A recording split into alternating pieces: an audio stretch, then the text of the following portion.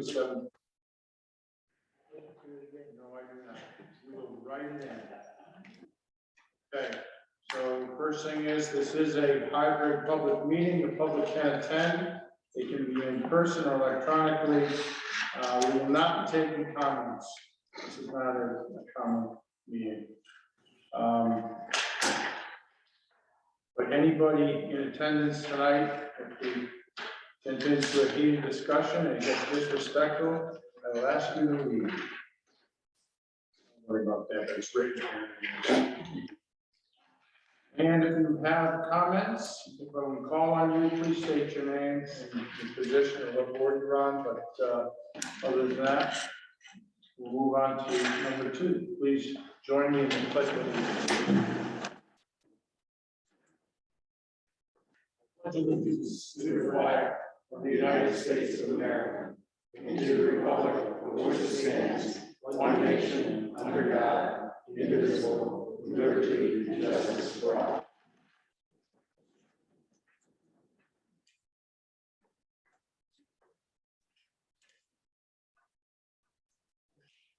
Okay, make a motion that we approve the agenda as written.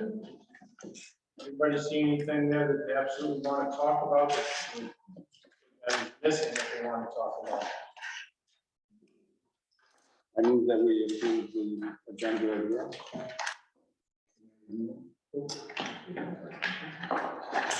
What? It's a board selectmen. So the board select me to do that? Yeah, all those in favor, please, board. Aye. So, let's go over this, the purpose of the meeting. Here it is, budget season. Probably the toughest time, most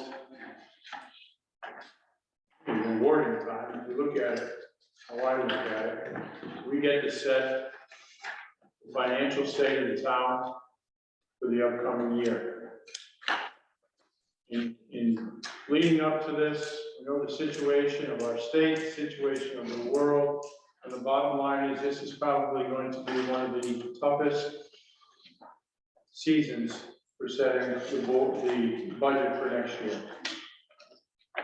Costs have risen, inflation is very high, not out of control. The government continues to raise interest rates to try and curtail it at their end.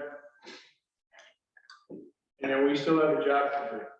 And the job is to bring forth a budget that continues to give the town of Columbia what it needs and deserves.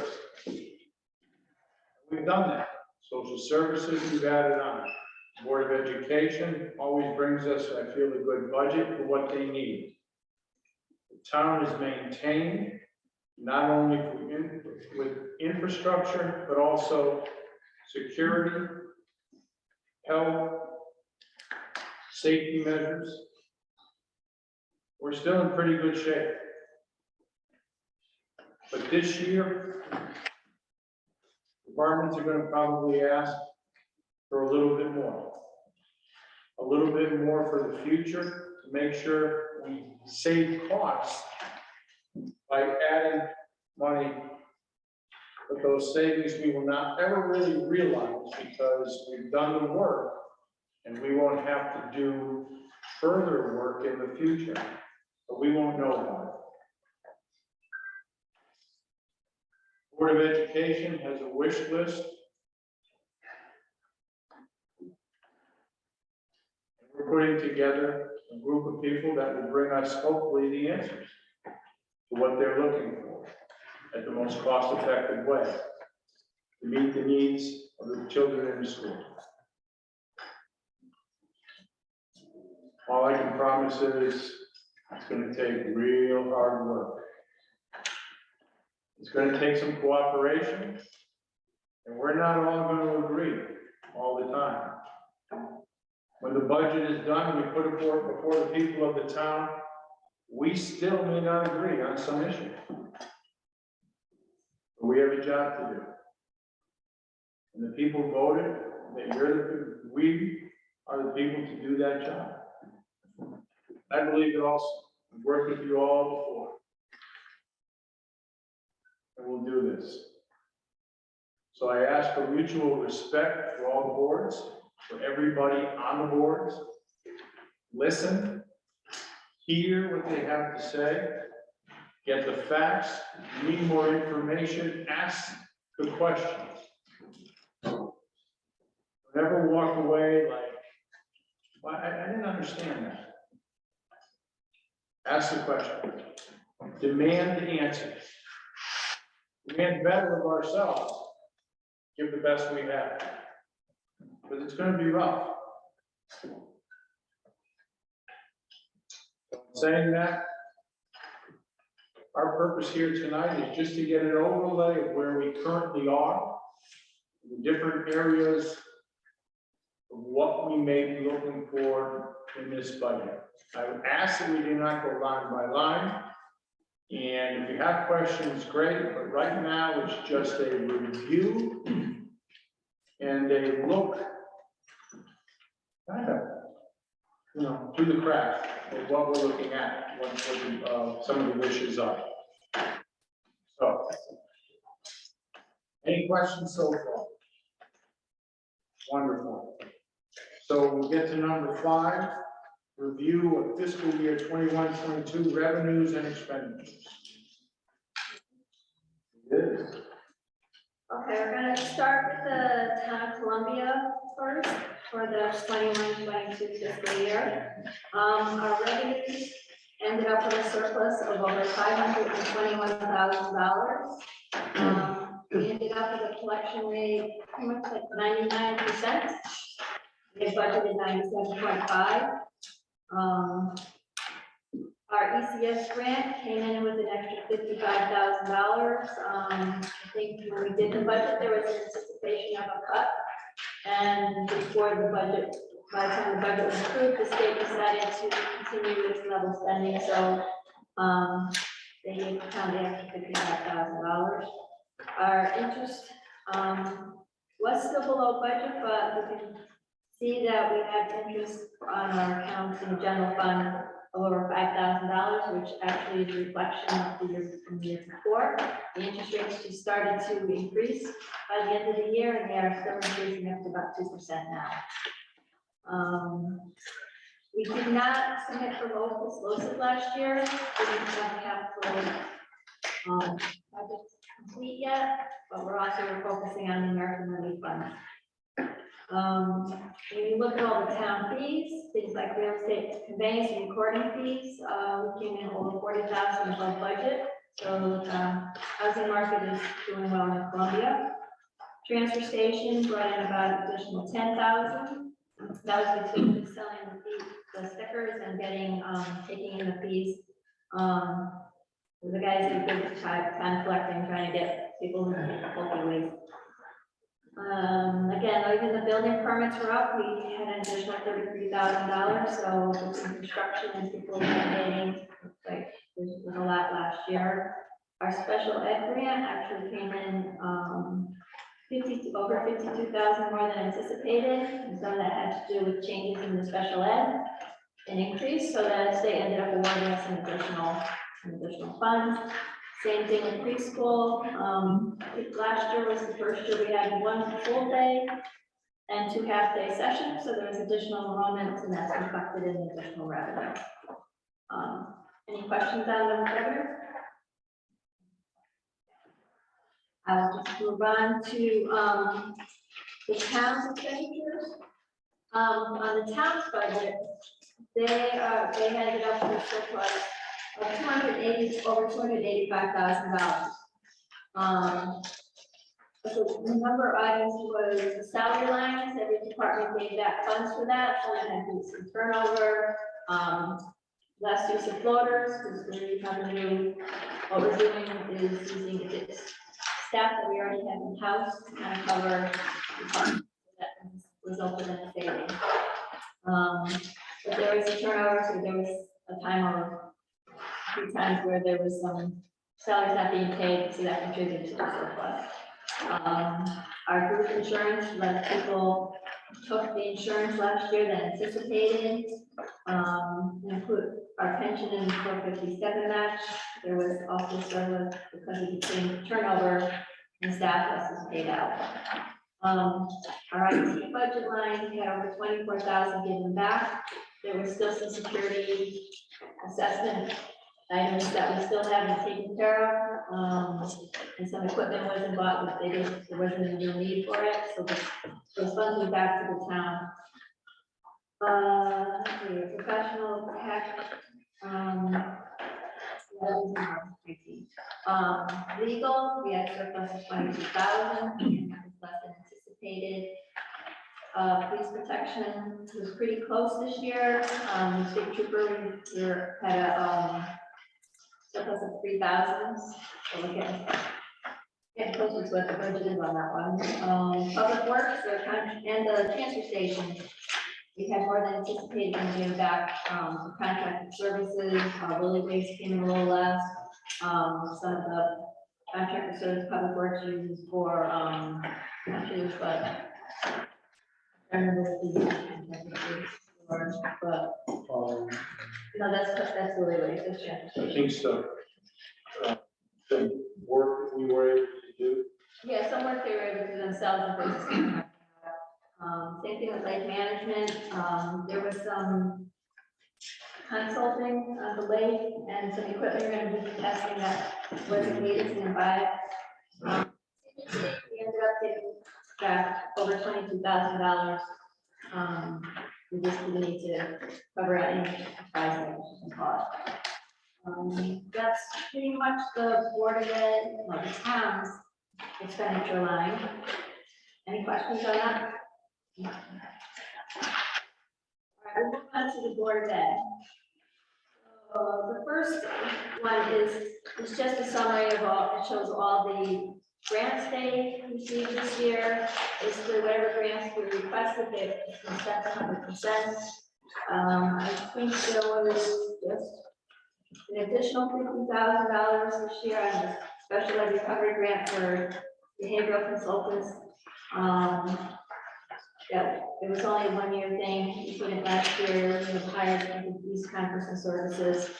So that took care of that as an unbudgeted grant, so it covered the cost last year, especially because these kind came in higher than anticipated in the original budget. We also had, it was budgeted with the ESSDR grant over $100,000. That was a one-year grant. So it wasn't used this year, but there's another grant that's covering salaries this year. That will be ending next year. Other than that, it was just the normal title IDA grants that came in. And as for the Board of Ed expenditure line, they had a surplus of over $91,600. During the budget process, we budgeted $100,000 being given back. We ended up being about $91,600. Their budget was, so what they used it for was things like boiler repair, fiberglass cleaning. There was a new technology program put in place, so they bought probably $40,000 for that for new technology class. There was also a STEM program added to the curriculum. So that was like another program. They had furnished classrooms for both. Let's buy all the supplies and equipment they needed for that. There was an anticipation from the prior budget season that we would possibly have to lay off some teachers, and we ended up not. That was probably due to some turnover as well as some grant funding.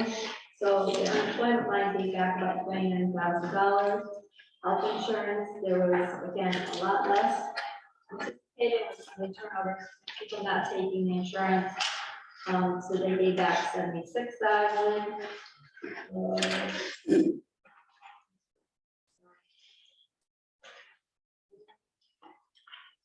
The special ed transportation as well, and the buses for like field trips up.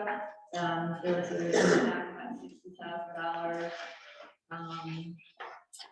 And then the high school tuition also came in a lot lower, just based on changes in school enrollment too.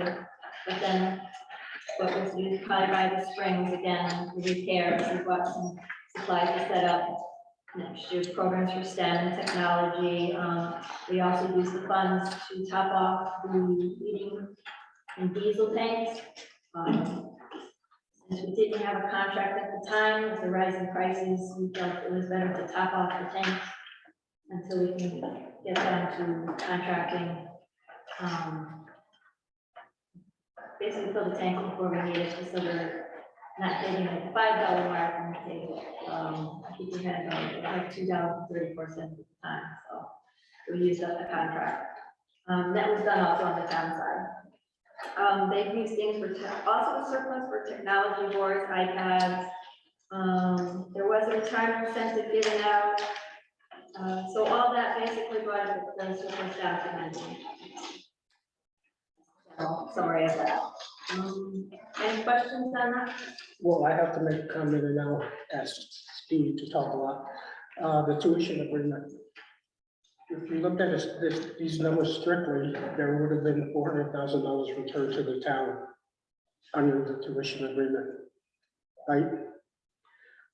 We got a lot of new people, so I can understand that maybe that was overlooked, but basically, the Board of Selectmen is on the hook for it. According to that agreement, the Board of Selectmen has basically said, if you, because of new students coming in, if you go over budget, we'll give you the money to cover that. You don't have to take it from other places.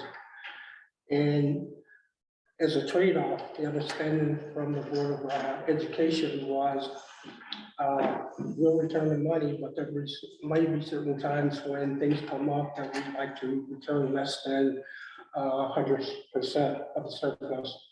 In the past, there have been times where they have, and the Board of Selectmen has basically let FiPAC be their agent, but we have no power.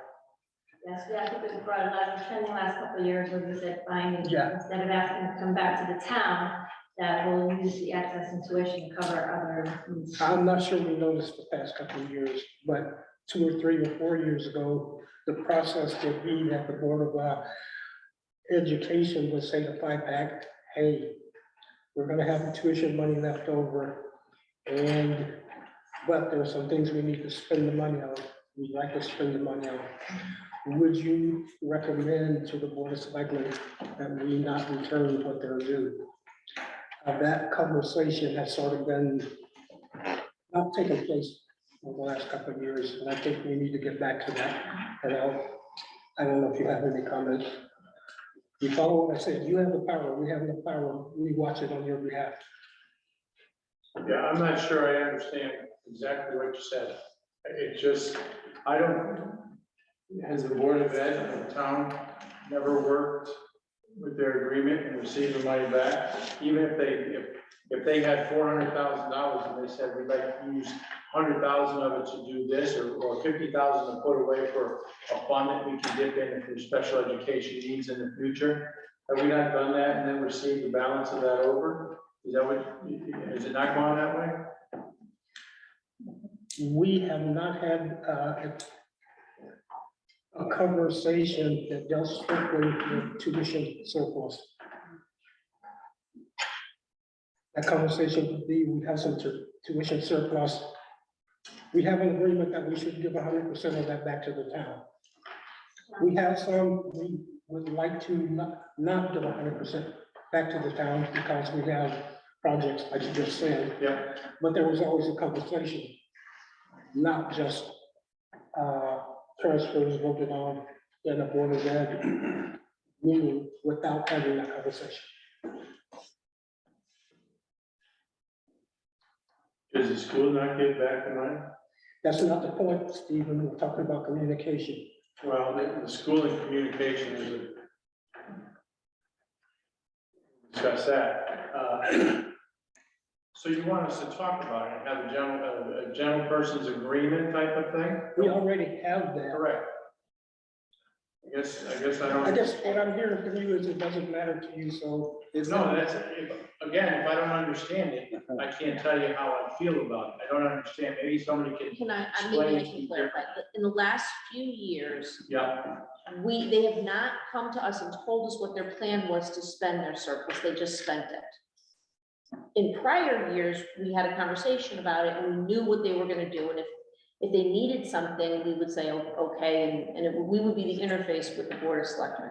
Am I accurately reflecting it? Yeah. Yeah. It's just in the last few years, they just spent this surplus without telling us what their plans were. And we found out after the fact that it was done, rather than basically asking if they could go against the agreement. And we're asking if they would come back to the historical practice of talking to us before they spend the money. What is saying the bottom line, well, up at the wrong place. That's not the point. Yeah. Okay, so we'll ask the Board of Ed to come back and tell you how they're gonna spend the money. So we asked, I've always felt, and maybe I've been in the dark, that maybe they haven't always come back and told you how they were gonna spend the money they were given by the town and their agreement that we gave them for the Board of Education. But that they have, and I can remember 1 year, they spent $90,000 on iPads that the board said, no, we're not giving you that money. And somehow they found the money and spent it on the iPads, much to my surprise. But that was a long time ago. And I guess if you'd like the Board of Education to come back and talk to you, that is a communication thing. I don't think I can tell them that they have to, but I never knew that they did it. Okay, sorry, this is the first time. I always thought you had a line of communication. They came to you, but their money. Well, we understand there's a difference between the black letter law and the gentleman's agreement. Right. And if we just want to make sure that we're having a conversation about it earlier in the process, as opposed to after the fact. That fiscal policy meeting that typically was talked about fiscal policy, wasn't it? I don't think so. we don't really do numbers in the fiscal policy transfer. We talk about the It's budget, policy. the surpluses and stuff, we have talked, discussed in fiscal policy. Okay, so, Chris, you have a comment? Just gonna say, one option to consider would be to call another FiPAC meeting.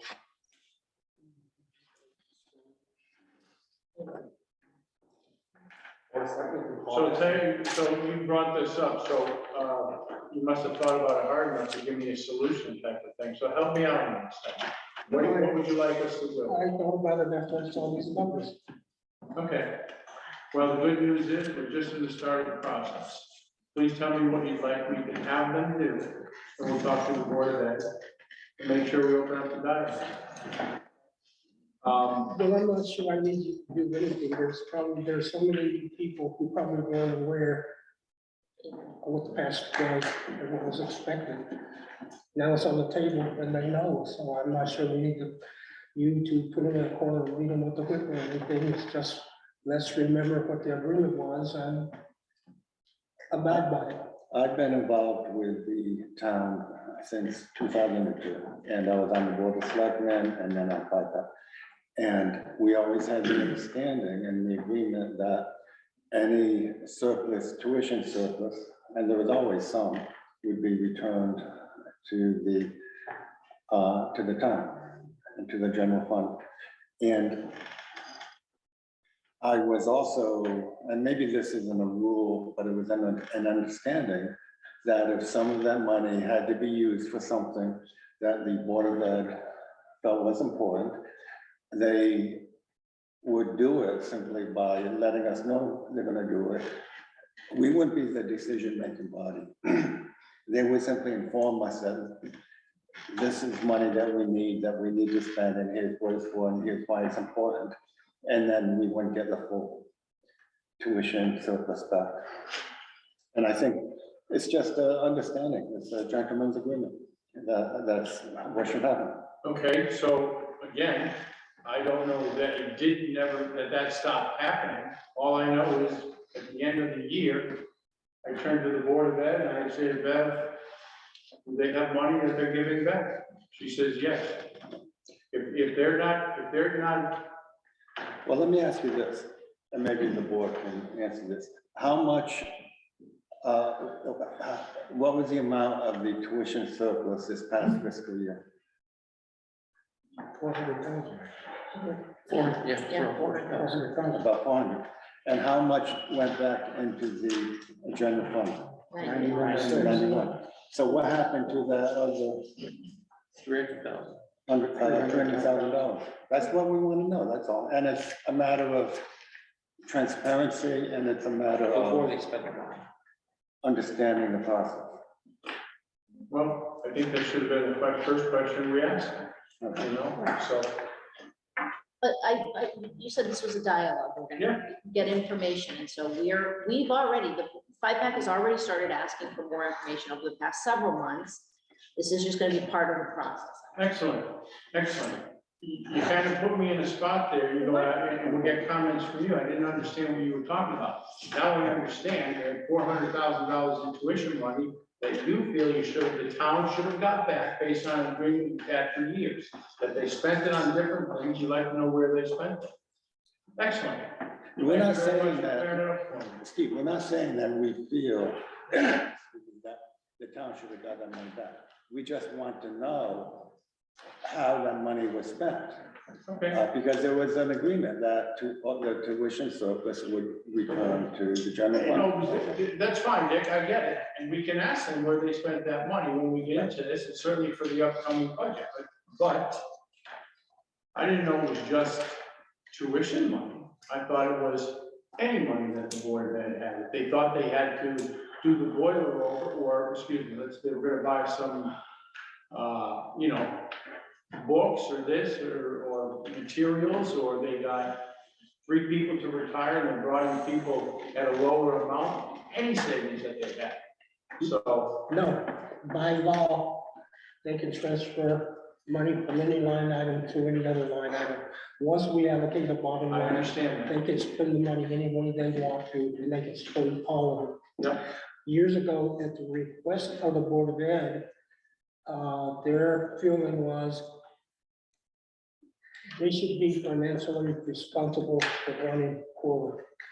That fluctuations in tuition during the year shouldn't cause them to have to penalize what they wanted to do at quarter. And they requested the tuition agreement back. If we're under, we'll give some back. If we're over, we want the town to pay tuition for outside operations. We only want to be responsible for quarter. And so this is their agreement. And Again, thank you for clarifying that.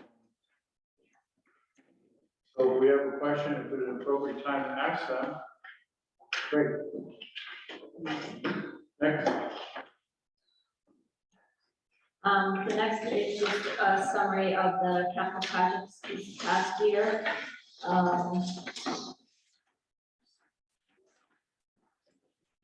So last summer, was some projects, it was only the line of backfilling. There was some work done on culverts. There was a maintenance garage that was built, revaluation. There was, I can't remember what piece of equipment last year, usually the loader. Oh, it was the arm mower, big arm mower. There was, for the facilities, there was HVAC repairs. We started the work on the quarter track, there was tree trimming, and the property was purchased. So at the end of the year, the capital fund had over $1.2 million to carry forward. That's 21, 22. Any other questions on that?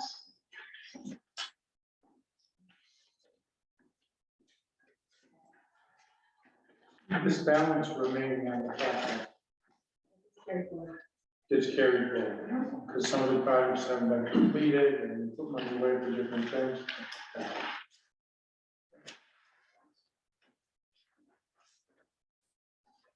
American Relief Fund, you do that? That's the last one. We're starting in 22, 23 review, and that's item number 4. So just a quick quick synopsis of so far this year. The town, right now, the collection they did, it was over about 57%.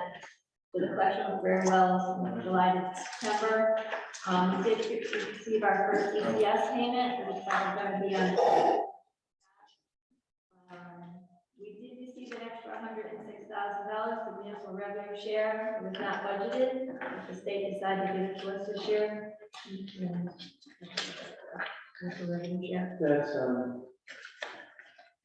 it's a tax that they took away from the cities, and they're trying to do kind of like, when they get money back in our pockets.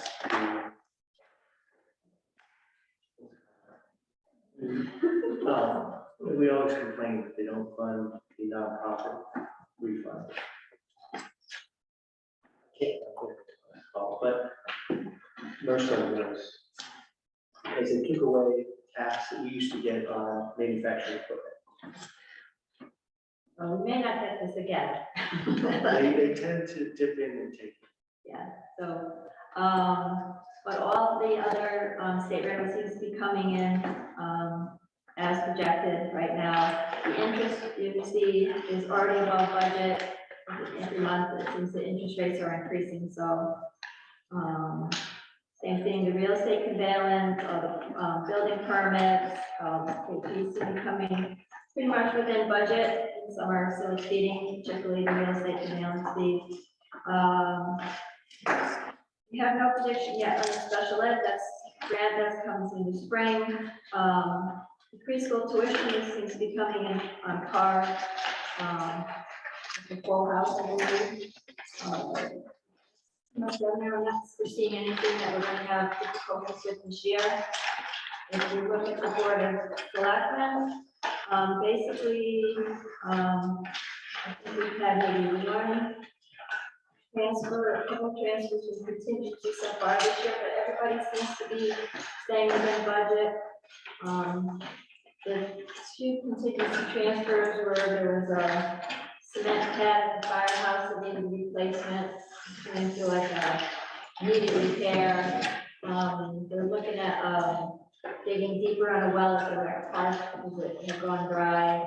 And then there was repairs to the moorings at the lake, and that all came out of contingency. So, but no big surprises so far in town.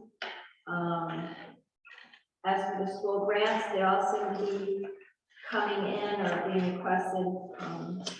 No big surprises. There was a new one. There's a couple of new ones this year. One's to pay for special ed, like the summer school costs, as well as some training for the professionals. That came to about $15,000 between the two of them, so that was unanticipated. And there's the rest are all pretty much the same standard title and IPA. And I said the towns, the schools, ESSER funds, there's probably about $60,000 left from the 180 that will be carried over to next year for that. And the Board of Ed budget is, they do have some concerns this year with the Board of Ed budget. They've had some turnover this year. Unfortunately, the way the market is, instead of getting savings with turnover, they hired a top staff. They've had to hire some additional staffing for some student needs. The health insurance is over budget because with the new staff, they also took the insurance. They had, we are still working on a quote for cybersecurity policy.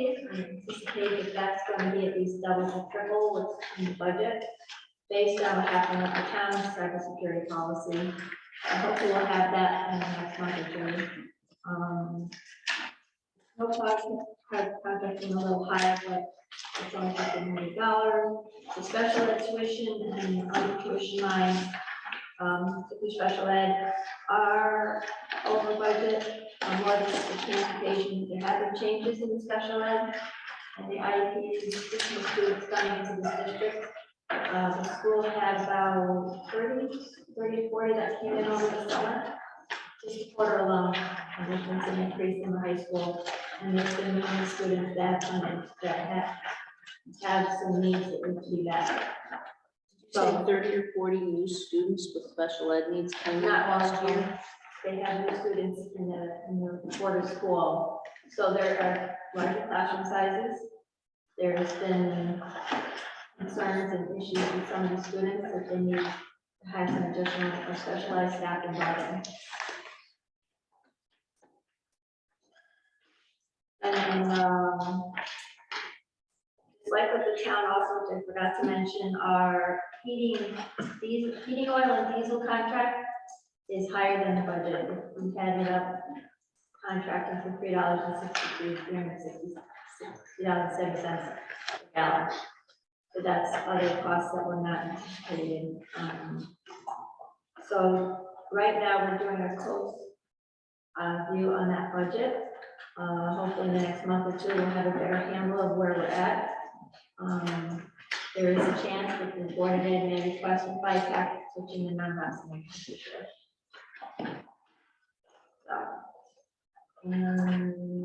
I didn't understand what you said. There's a non-housing account, so the board of ed is actually running short because of some of these unanticipated costs with the student needs.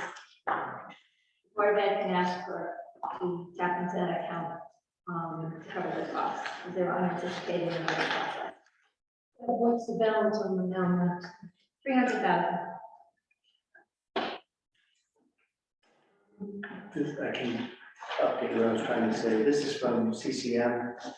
As for municipal aid, it's tough to say what will happen. The state is in good fiscal shape short term.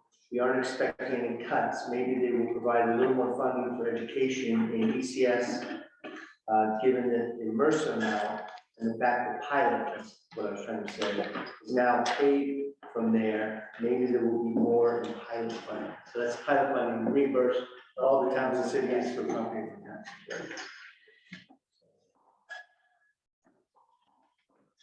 Who knows? It's optimistic, but at least they're flushing them all.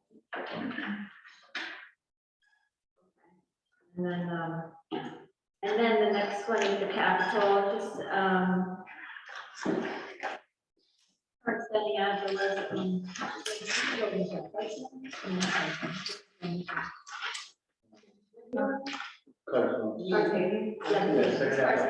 Partial, paving, there's some, culvert that was replaced. The public works, which was a general fund transfer this year, of $133,000, pipe for new loader, we also bought a small, another mower, or no, a loader and bought a mower. There's continuing repairs on HVAC. For the school had, the blacktop service in the back of the school.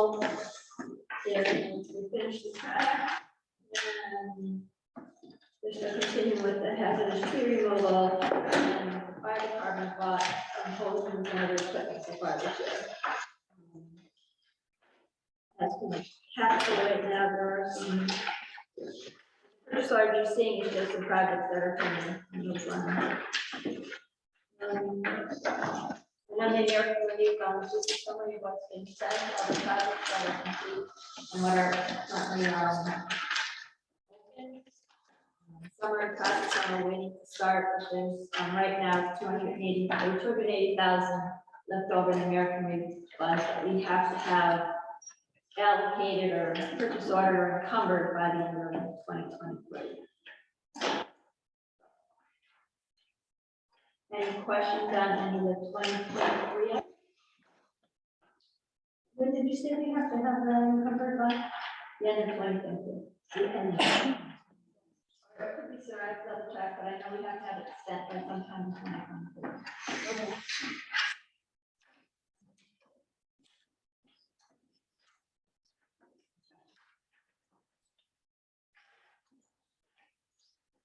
Okay.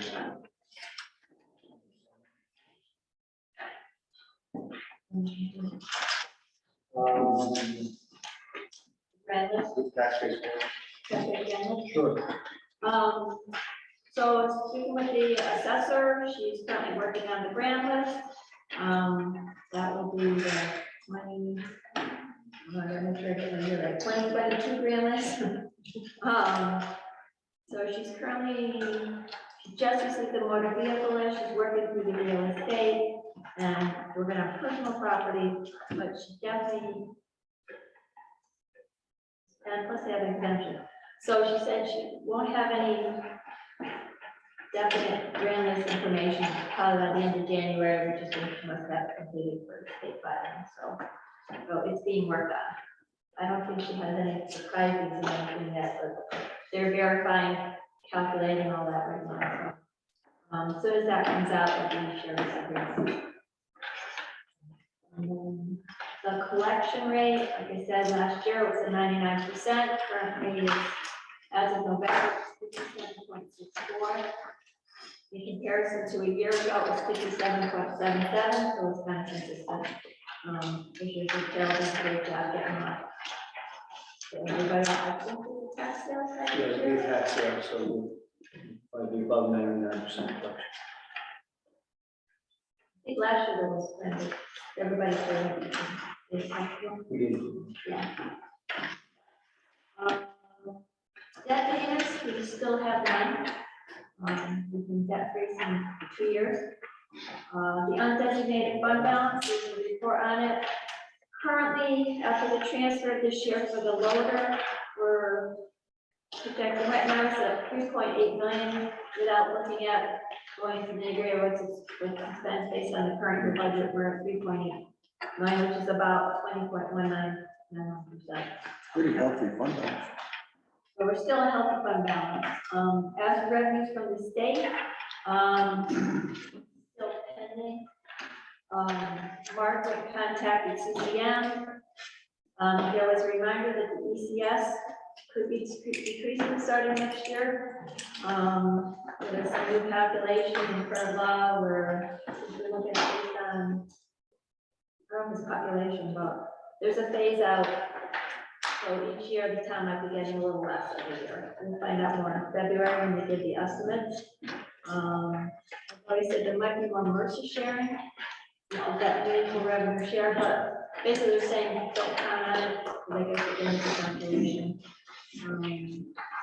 Pilot looks like it's still saying, they haven't made a decision on the contract. It might lower the threshold. Legislative changes. Yeah, so right now, that's all the information we have on the state revenues, but we're hoping at least stay a little consistent in what we've had with them.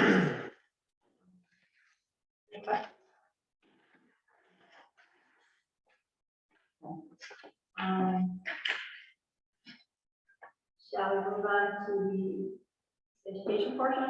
So I gave you a copy of the current enrollment, last report that I have published for high school and elementary school. I think those numbers have changed. That's why there is an increase in students and product support. I think they're over 470 now. High school too. High school is up as well.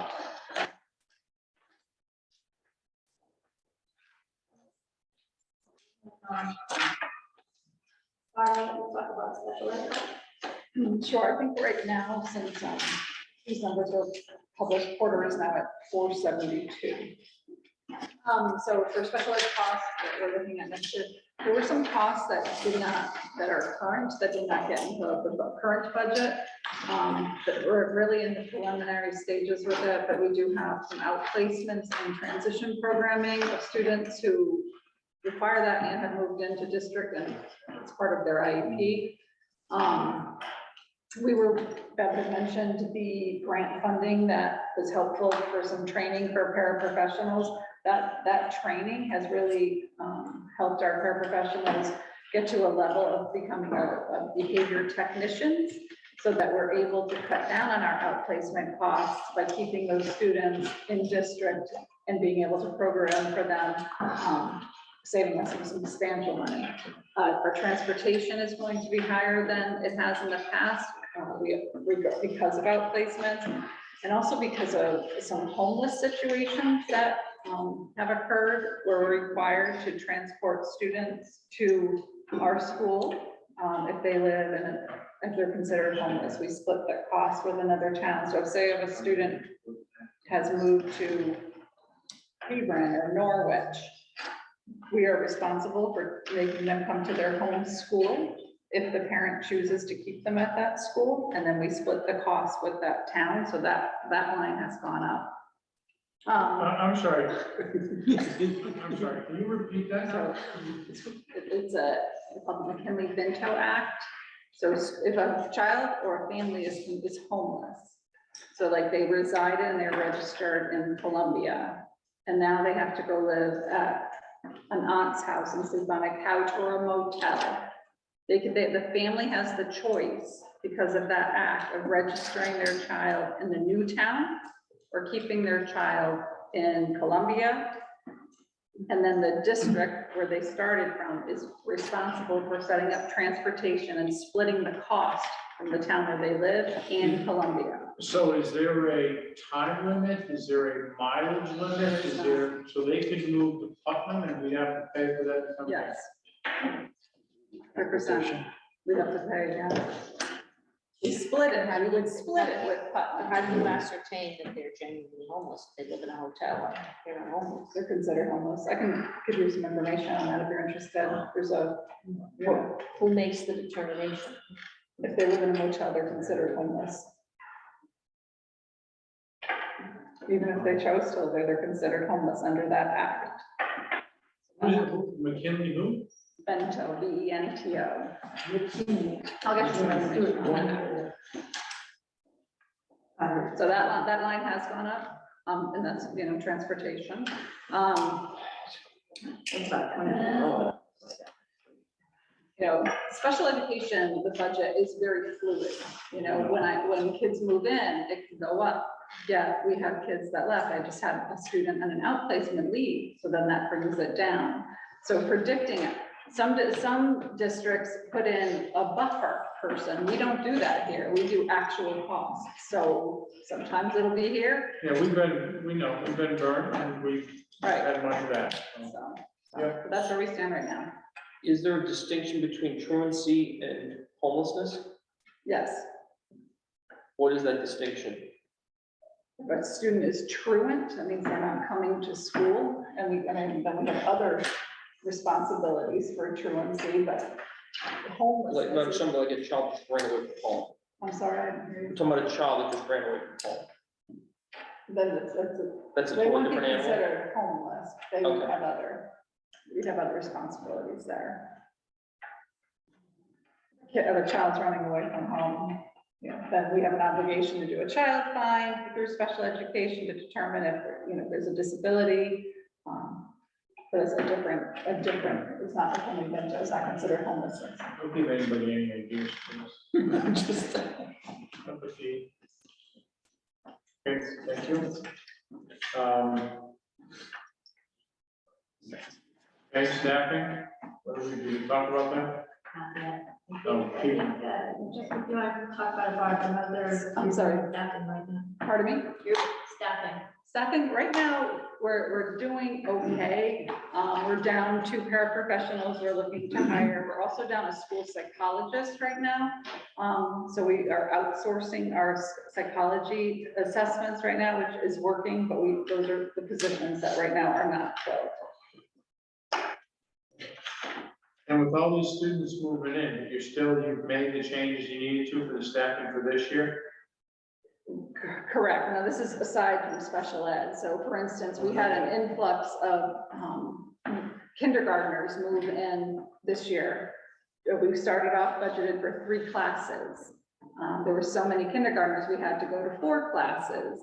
So we looked at our numbers, and at the time, first grade allowed us to take a first grade teacher and put that teacher in kindergarten. And the classes were, I believe, like 18 and 18, which typically in quarter and first grade, they're usually 15. Since that time, we've had a lot of students move in, and so now our first grade, I think they're up to like 21 and 20. So they're moving up. So we're looking at staffing. I don't know if we'll need more teachers. We may. This year, we're making it work. We're, like I said, we're in the real preliminary stages of planning classes and sections of middle school.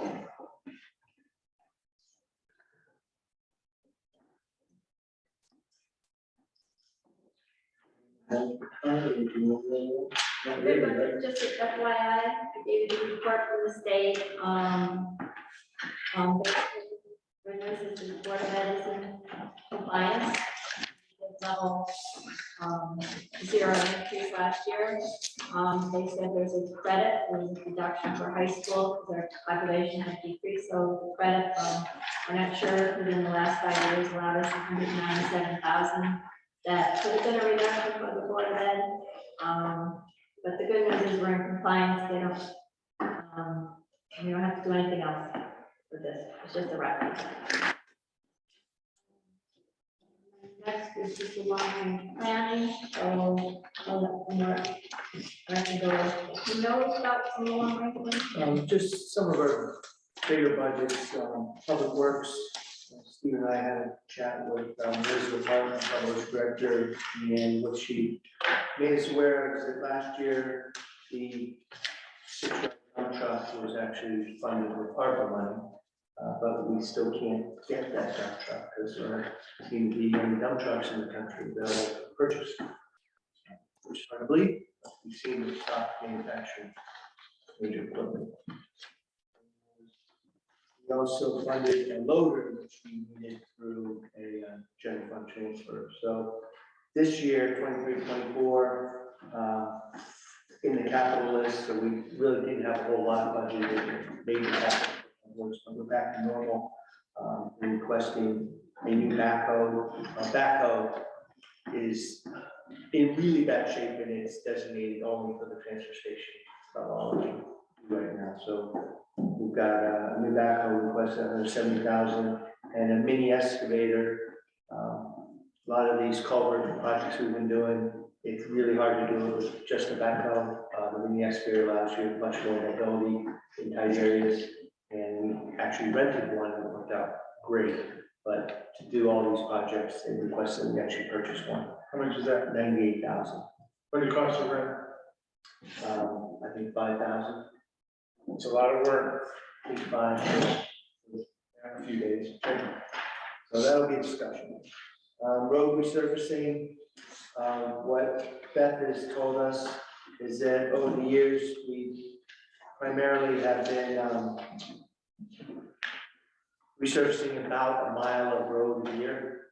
We have 41, 42 miles of road in Columbia, so we're getting behind in our resurfacing total renovation, reconciliation of the road. And we've been doing crack seal, but what Beth is recommending, we're blessed in the fact that our major corridors are state roads, 6, 66, and 87. So the state's responsible for our major roads that we use to travel around Columbia. All these subdivision roads and side roads, Beth feels that there's a new chip seal. The old chip seal, remember they put down the oil and tar laden gravel, and then you drive over it for a week and throw gravel all over your car. Nobody's ever really happy. There's a new method of using ground up petroleum and rubber that makes a emulsion that dries within 1 day, and we can actually paint it, and the road will look brand new, and it will extend the life of the road. And that feels that our road budget, which was usually about $350,000 a year, needs to be up by $100,000 a year. So it'll be up to around 450 or a little more. In order to keep our roads, get longer lifetime of a lot of our side roads. Our tertiary roads like Lake Road, it has a lot of traffic on it. It's not gonna help there. But it's your cul-de-sacs, it's your developments, it's your secondary roads that don't get a lot of traffic. We can extend the life of those roads. So we can talk about paving a mile of 15 miles that we should be doing, you know, try and catch up a little bit. The next big factor that we're always talking about is our culverts and bridges. Luckily, Hop River, we've been planning to pay a portion of the Hop River Bridge replacement. Now the federal bridge program is going to cover 100% of that bridge.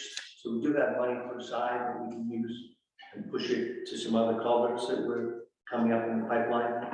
The bad news is the state has stopped issuing permits and made the bridge culvert projects from a 2-year project to a 5-year project. So right now, Hunt Road culvert is in its 3rd year. We're still waiting for a permit from Army Corps of Engineers. So I guess there's one person working for Army Corps of Engineers approving all bridges in the state. So I find it hard to believe, but we don't have a permit. Well, can we fix it anyway and then ask for forgiveness? No, because then they'll be fined with penalties and It'll take them 5 years to get out here and go, change this at all? No, right. it's painful. No, it's not painful, it's good. What Beth is recommending is that we put a bigger funding for engineering and permitting. She was recommending 200,000, so that from that fund, we start actually engineering all of our culverts, so we're ready, because we don't know what's coming up in grants from the federal and state government, but we want to be ready. Similar to your HVAC project, you know, we give you 2 months to pull together everything, so we don't want to be caught. So we'd like to get more of our culverts engineered, so we're ready to go. So we have more than a dozen culverts. She projected the first 5, the worst ones, for the price tag at $2 million to fix them. But there are grants out there. So the request for the engineering is, like Mark said, to be prepared once they launch a grant. We believe, she believes, I believe, I want to believe her, that we have an opportunity, if you're ready to go, you get a better shot at those grants. Some of these things are sizable, $700,000, $800,000 on 2 of them. So, What's the permit process from the Corps of Engineers? You want our engineers to design something, then it has to be reviewed by the Army? Well, What I the asked chance of- Beth, how long is engineering good for once we start the process? She said, we're not changing how we're doing bridges, so that it can be good for over a decade. So that engineering will have to waste, we can sit there ready to go. The permitting process still might take a year or 2, easily, which is, I assume, the question. So what do we have to do? I mean, what's an Army guy do? Well, you have enough of these in the pipeline that you're funding and getting ready as they actually finally give you a permit. Well, I understand all that. I'm just saying, you got a guy with the rubber stamp, is it any more complicated than? no, but you can't get them out there to do that, so.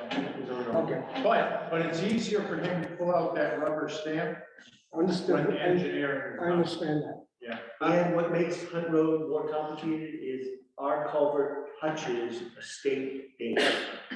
Because it touches the state dam, physically touches it, because it butts up to it, it creates a much more porous. We were warned of that. Requiring us for years to analyze the entire water level of the Monopine State Park. But no stream. Okay, All right, so, and then we also have funding, we're gonna start in 23-24 the installment of Lower Lock Road culvert for 3 installments, one at 175,000 and 250 and 230,000. So we'll talk more about culverts in the process, and the fire department, I have a meeting in the morning, a pre-meeting, to talk about, they have some requests to use some more ARPA money for an SUV command vehicle that can transport equipment and members to both training and to fires. So there's that request. They've had it for about 3 years. They would like to finally fund it.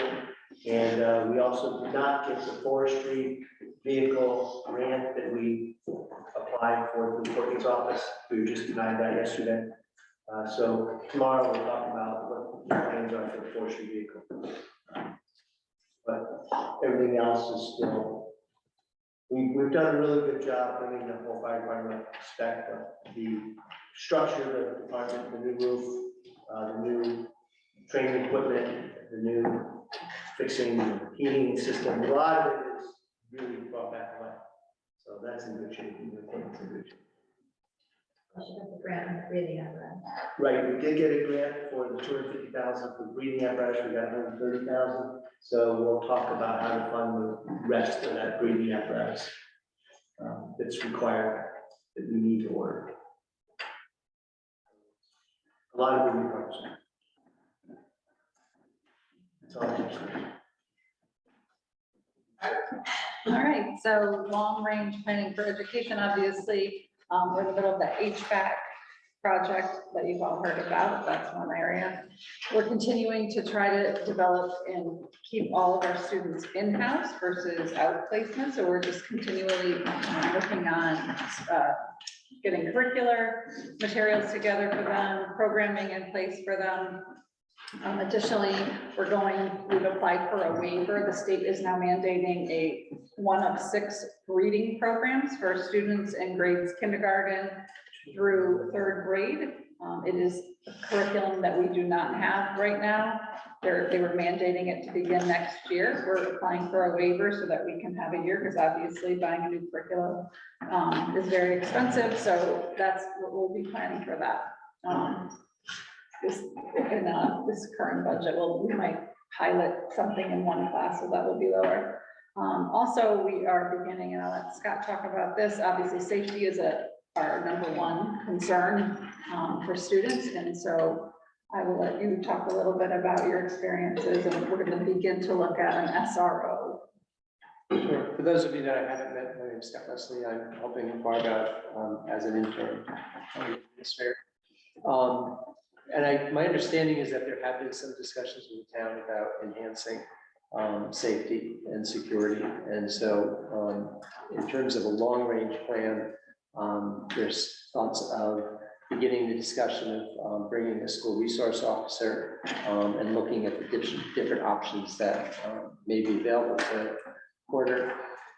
This is more than likely a long-range project, because most schools, most towns that venture into this, it takes some involved community discussions before moving forward. So it's certainly not one entity with the town making that decision. It's a discussion with the board, with parents, with town officials. So, but we would like to look at that. Right now, some of the estimates have been is that if there was a need for a police response, it could take as long as 20 minutes to get a response to the school. So it's definitely worthy to look at some options that may be out there to enhance the safety.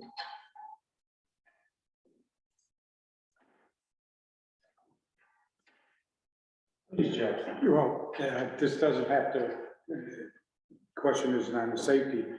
I wanted to go back to the curriculum that's being mandated by the state. What is it? There's a real push right now on picking a curriculum that focuses on all areas of reading. So for instance, there's for phonics for these younger grades. Right now, we have a curriculum that's called Wit and Wisdom. And then we have a supplement curriculum called Foundations. And it's doing a beautiful job. However, those aren't on the state's list of 6. So some of our thought for applying for this waiver is some districts obviously are not happy with this, and there's a lot of pushback. So instead of jumping on the bandwagon saying, all right, let's buy it now, we're wondering if there'll be a way to prove that the current curriculum that's not very old will actually be accepted. So. I don't know. Something in that. I don't understand how curriculums change every 3 years. I'm in the wrong business. I'm in the wrong business. Remember when the core was going to school and learning how to read and write and study science, history, so, English, that was the core. That was the core of our learning. I thought it was pretty good. And then my kids came home, Chicago math, and I said, what are you doing? Well, this is the new math. I said, okay, put anything out there, let's race. You get your calculator out, let's race. I mean, it was ridiculous. It seems like we just change year after year, not year after year, every 3 years, and it costs us money. And it's the same thing.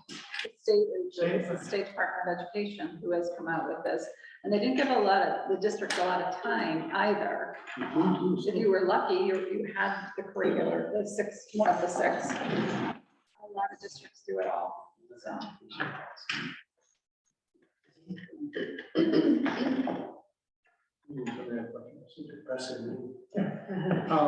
I told them how to work that out. I don't feel, so, okay. Thank you. Okay, discussion, general fund reserves and mill rate, isn't it? Why are we discussing this? I think it's always been on the agenda, in case anybody has some questions about the use of the general fund. I mean, mill rate we lowered it last year. Well, no, Yeah, because we got the rebound, so that's gonna probably be a discussion point as we get through the budget process. I'm assuming that based on what we just heard, there's gonna be an increase. But don't quote me on that.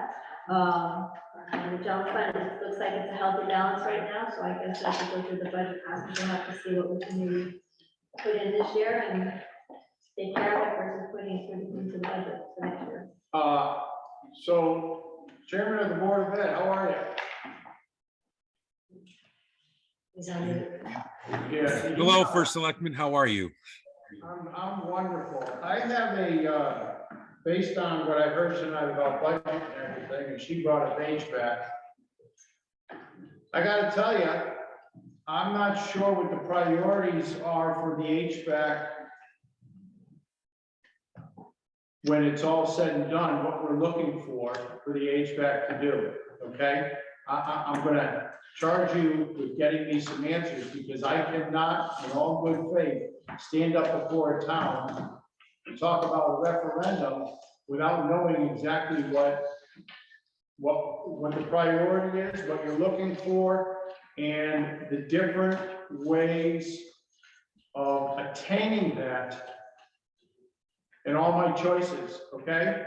I have nothing. And if we get the grant, without all our fact finding and stuff, if I don't have that, I don't care. I'm not standing up there with no answers. So my charge to you is, talk to the people on the Board of Ed, bring us our duties for the building committee, so we can put this in motion to find out the answers, please. Okay? Absolutely. I think that's a good and reasonable charge for sure. Excellent. For everybody else, yeah, it probably wasn't the best of meetings, was it? A lot of surprises.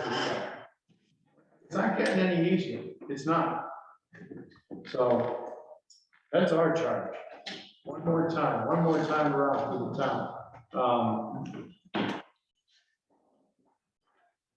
Bill Belichick, do your job, go to work. Sorry, that's all I got. Anybody else? Comments, questions? Okay. Mark, excellent.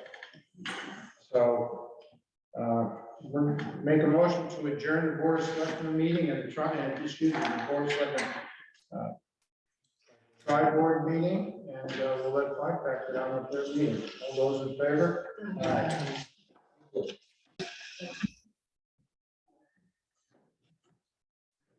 It's 8:15.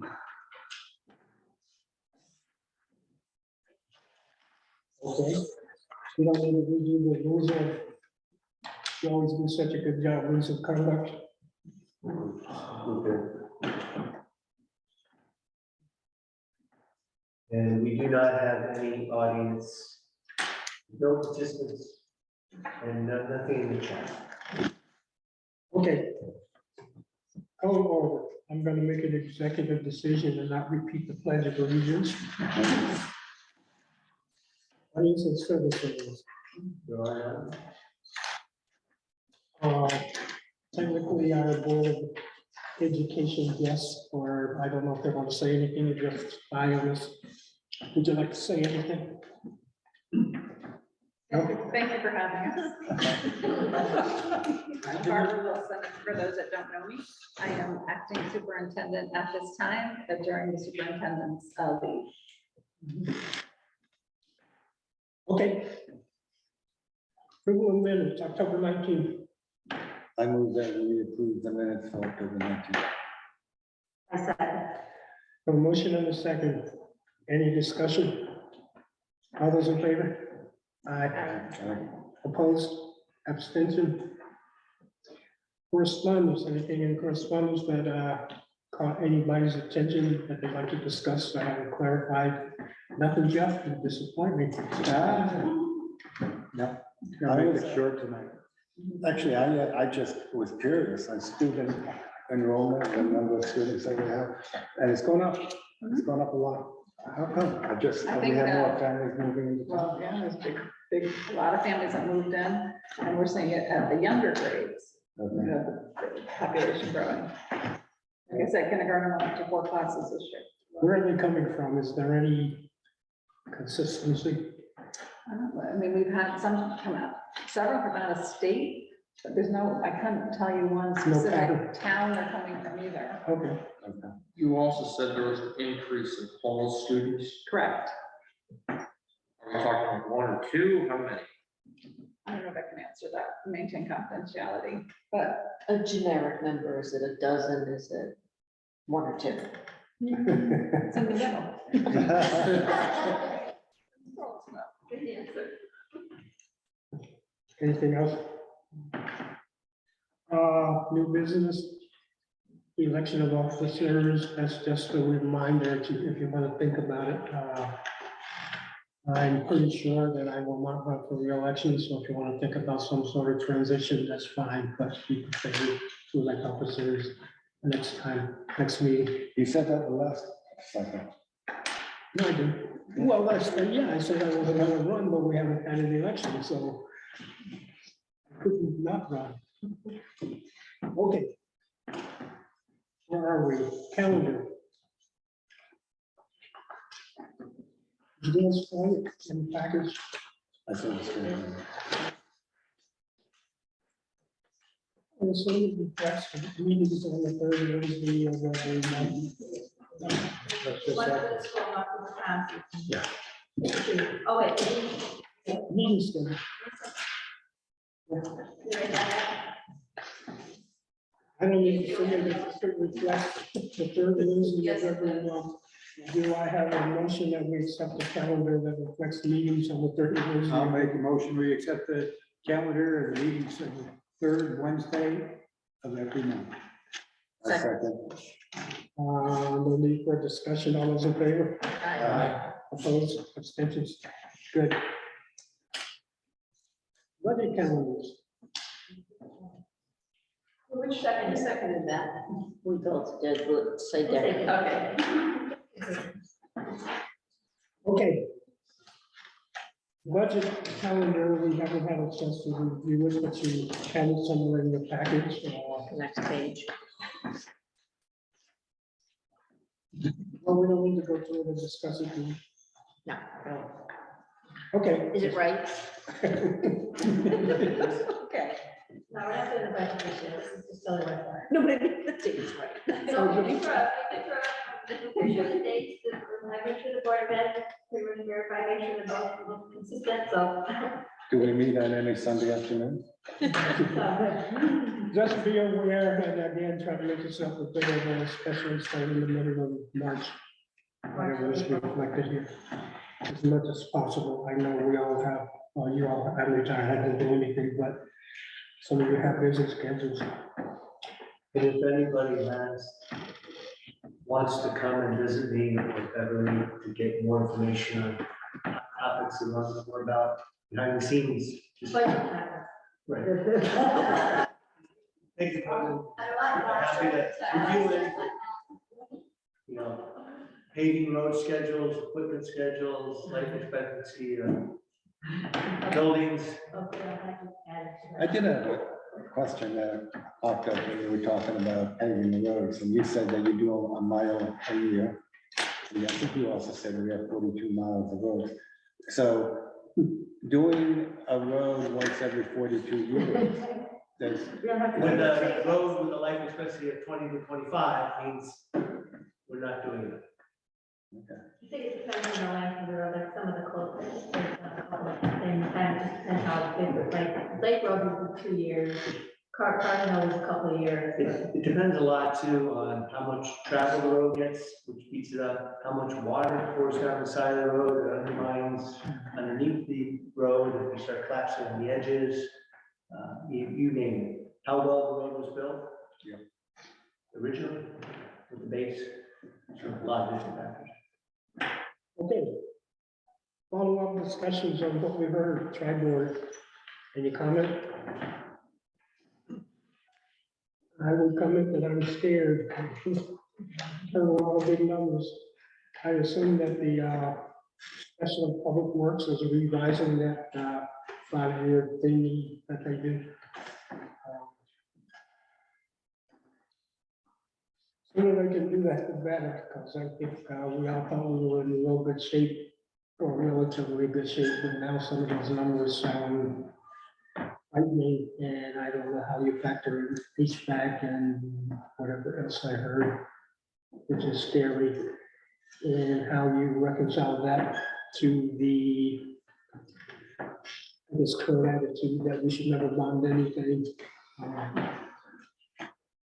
We could see those numbers and maybe have a chat discussion. Is that a Yes, so, in case anybody hasn't heard, the HVAC project is just the one wing, the A wing, top and bottom floor, plus electrical upgrade for the building, has been estimated based on two vendors that reviewed the building and did the study. It's about a $1.8 million project, just for the one wing. Say that again? 1.8 million dollars. All I heard was the 8 and then the million. does What that, about the cost of the roof? is that the cost of the internal stuff? Does it include the cost of bringing in, I think, thought they had to bring an extra line in? Yeah, so we already talked to Eversource, so there is, I think it's not gonna be as invasive, but to get the whole building, they felt it's better to do it all at the same time. I think that came in at estimate about $300,000 to $350,000 to get the whole building upgraded. So you're talking 2 point. No, that's the 1.8. 1.8 includes. Oh, okay. Does an Eversource pay for the line all the way to the building? We have to put it under the parking lot. So there's only, I think there. Would it be closer to come from this street? I think that what my understanding is the part that's, they don't have to go from the pole, the little transformer outside the annex building, is they have to get a new and improve the bigger one. Yeah. So they'll remove that one, at minimal cost to them, but the rest of the cost is gonna fall on the town, which would be going into the building. There are a couple down the street we could go get. It gets a long extension cord. The other costs are coming, there's healthcare is going up, About 12. cybersecurity is going up. Just never, And, well, we'll have to see about how she'll continue. to- electricity is gonna go up. Oh, no, we're locked in. It's still up. We're locked in for a year. We get a reprieve on electricity. On electricity, the electricity is going up for the people who are buying the Eversource is their supplier. But if you're getting supplied by somebody else, you're not seeing the increase. Well, the school has a giant part, they're paying only 5 cents based on the solar project we put in, that's for 20 years. So they're locked in. Town's locked in, I think, for another year. I put in, I checked the contract. And fuel is good till July, so, you know, yeah, yeah, because it's coming down. Right, so we might want to extend that. Blend, we have to blend, Right, we'll do a blend and probably extend the fuel contract, now the rates are coming down, as so. long as Russia doesn't go crazy. So I would like to say that, I mean, obviously, there's a lot of things that are beyond anyone's control that are necessities, and so that's gonna require the department heads to take a very careful look at the want-haves and consider not putting those in the budget. They know there's a lot of We're encouraged to try to do your needs, whatever you need, but nothing else. I also like to see us estimating the revenue higher. I mean, we always do 97.5. We always come in at 99. Why aren't we just estimating it at 99? That comes up every year, and then I think we leave it at 97.5. I'd rather we saw it at I think we did 99. want to get Carol off. We don't want to have a The other thing though is, Yeah, but the consequence of not doing it is that we end up raising taxes when we don't need to, because at the end of the year, it turns out we didn't need to, because we got more. well, not Really, necessarily. because you have the Yeah. underestimate generates, surplus. So you're just rolling it from year to year. Our undesignated fund balance is 3.8 million, which is 20%, which is very, very, very helpful. Matter of fact, 15%. A lot of towns do 15 or under 15%. And the reason for that is because of what you're talking about, the estimated collection rate. So in all honesty, I'm gonna change any of that. because I think- We can Yes, talk but when about we it. decide how much money we need to raise through taxes, we do that based on what the estimate of revenue is. Yeah, the problem is that we can never estimate exactly. Right, so So we we should be need some- estimating a little bit less, so we. Well, we can talk about it, have a vote.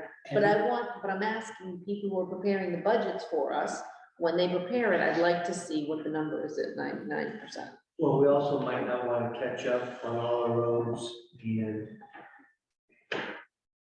huge expenses pending at the school, the fact that we're behind the roads, that's usually when towns put a bond issue. Yeah, That's something to think about, that spread it out over 20 years. And that's instead. 60 years. Yeah, nobody gives us the 98.7 or whatever, 98.5. We do that.